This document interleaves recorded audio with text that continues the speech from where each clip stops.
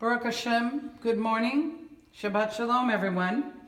Today I want to speak about something that is rampant in the world. And you might say, oh, terrorism. No, not terrorism. Fear. Fear.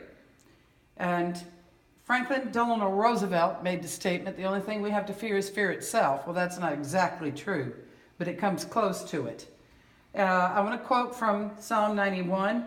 He that dwells in the secret place of the Most High shall abide under the shadow of the Almighty.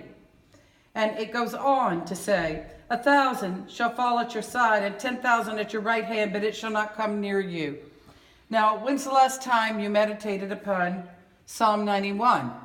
I should think that King David knew what he was talking about under the power of the Ruach HaKodesh back in the day.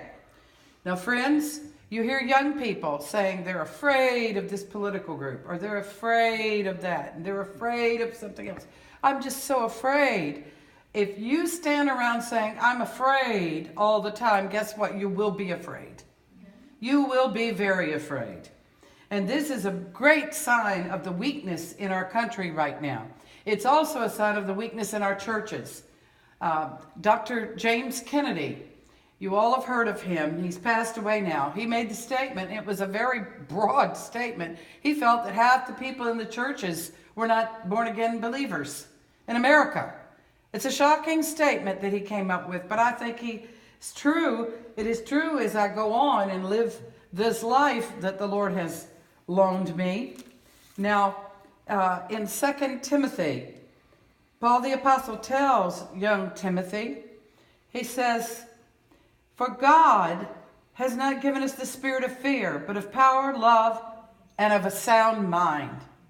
That fear did not come from God that you're walking around in.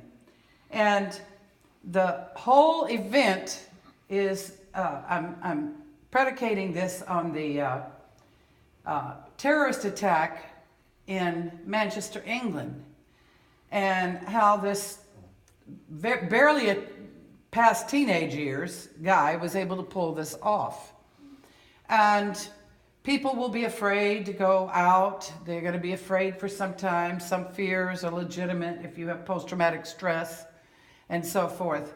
But when you stand up to your fears and you stand up to the enemies of the nation and you stand up to the enemies of the soul, you are going to see something come about.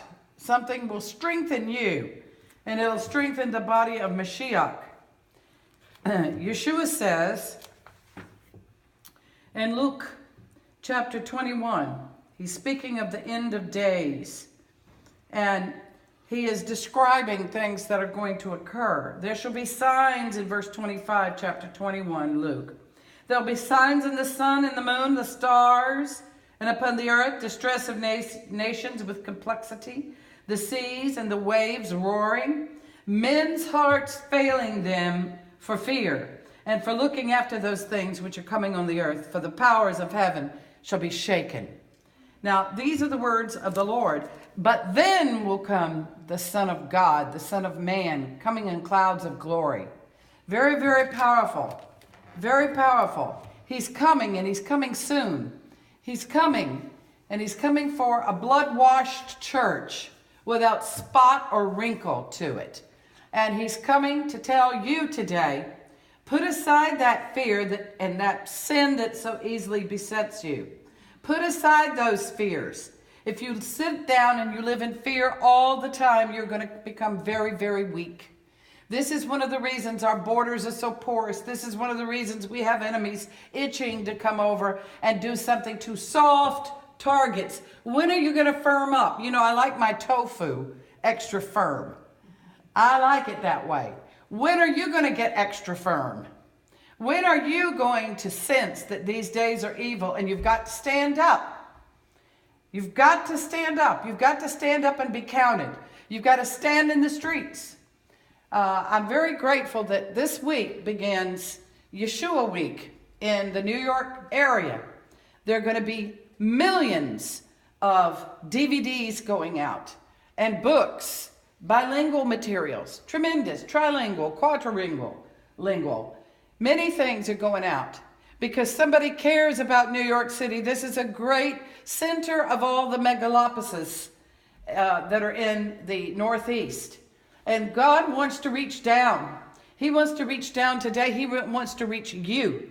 And He will use the believers if they avail themselves. If they aren't too busy with the shopping and they aren't too busy with all kinds of little nonsensical matters. It will cost you something to serve Him. But the reward is eternal, friends. Amen.